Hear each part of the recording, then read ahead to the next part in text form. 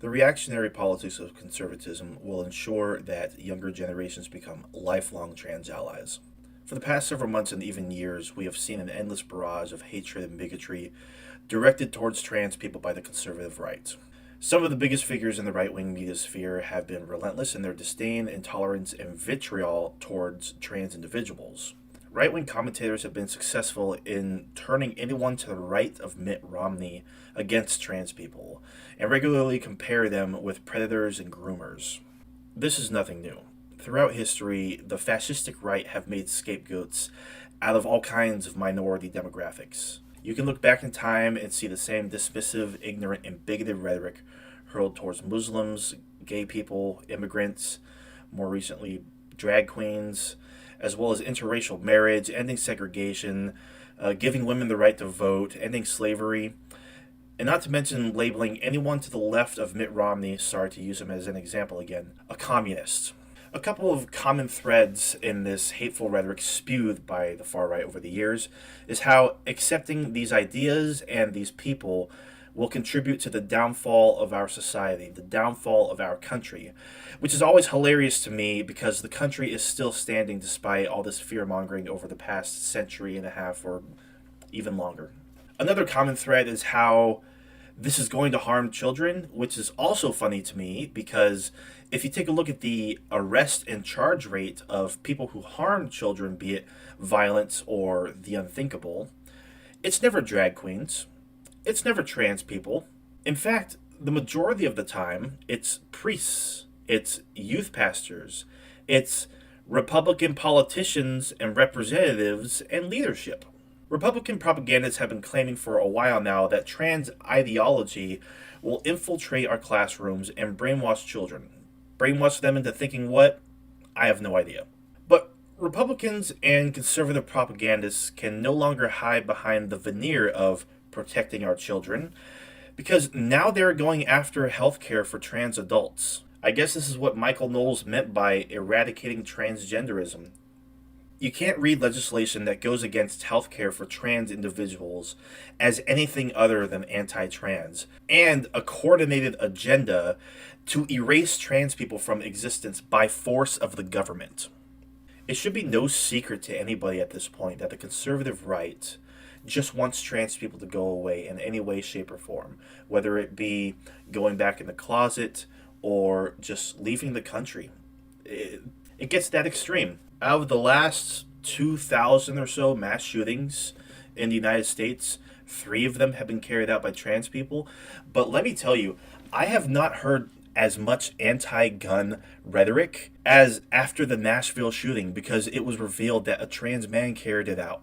Speaking of children being slaughtered needlessly, another indication that this was never about the children is the Tennessee GOP introducing a bill to eliminate age requirements for marriage, effectively legalizing child marriages, as well as an anti-trans Republican in Missouri openly defending children being married as young as 12, and the Kansas GOP, as well as several other states, banning trans athletes from competing in sports, not clarifying how this would be enforced. Also ignoring the fact that few student athletes in the country are trans, and that there is no evidence that being trans gives you an inherent advantage. Even on top of that, you have TERFs and other anti-trans bigots trying to claim that the existence of trans women somehow is erasing the existence of real women somehow.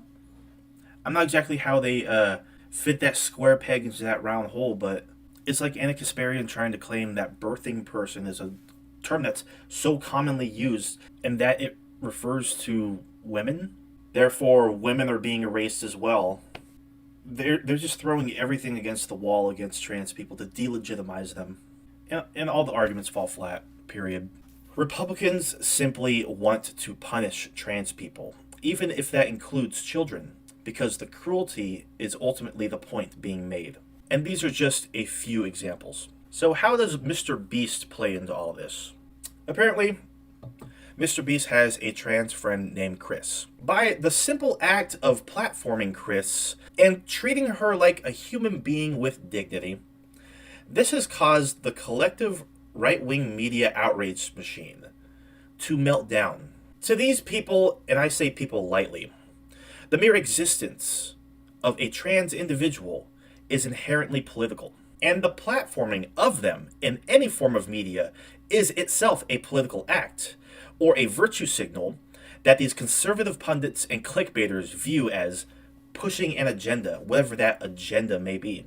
I'm still not sure what these people see in trans people that is dangerous or harmful, when baseless bigotry and intolerance seems to me far more harmful to the general public than trans people living out their lives in peace like any other human being would want. A lot of these insane conservatives would like to point out the mutilation and castration of the genitals of children as to why they are so opposed to trans people existing, blissfully unaware of the fact that it is illegal to perform a sex change on anyone under 18. Yet, they want to pretend that they aren't stochastic terrorists responsible for influencing and inspiring bomb threats against children's hospitals because of these lies. They conflate hormone therapy with genital mutilation. And these same clowns will completely ignore or downplay circumcision as mutilation. And if it's about the children, they'll also endorse politicians who repeal the child tax credit, cut food stamps, and vote against funding mental health care, which they like to point to all the time as the root cause of mass shootings which end up slaughtering innocent children. Hypocrisy and double standards are all conservatives have. They don't have policy. They have nothing but culture war nonsense and doublespeak. To wrap this up, conservatives are undoubtedly overplaying their hand when it comes to their endless and obsessive anti-trans rhetoric. Because if you compare the platforms of the biggest conservative propagandists to Mr. Beast's platform, you can clearly see why they're all throwing a collective fit over Mr. Beast's casual acceptance and respect towards a trans friend of his. He dwarfs them in popularity. They do not understand that the general public is not on their side and are either indifferent to or accept and support the existence of trans individuals. They act like mental health is a big deal, but can't fathom the fact that men and women have different brains and can be born in the wrong body, meaning your brain does not match the body that it controls.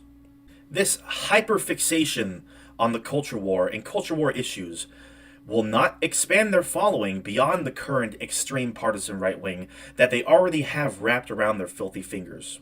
Mr. Beast has a platform bigger than all of these conservative pundits and propagandists combined, and they know it.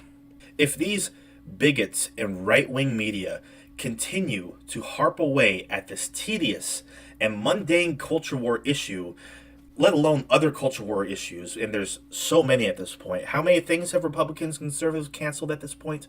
These are things that only people who are online several hours a day care about. By continuing down this path, conservatives will ensure that Generation Z and Generation Alpha will become lifelong trans allies. This constant sensationalism from the reactionary right wing may even potentially turn these kids into leftists, because leftists are some of the only people that actually stand up for trans people and their dignity. Conservatives live in such a secluded bubble that they don't understand how their ignorant rhetoric towards trans people turns off normal people, apolitical people, or even political moderates, and especially young people. They are not convincing anyone. They are turning people away.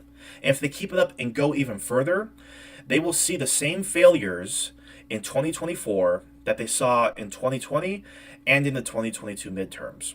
It's a slow road to obsolescence for the extreme right wing, but I anticipate its arrival.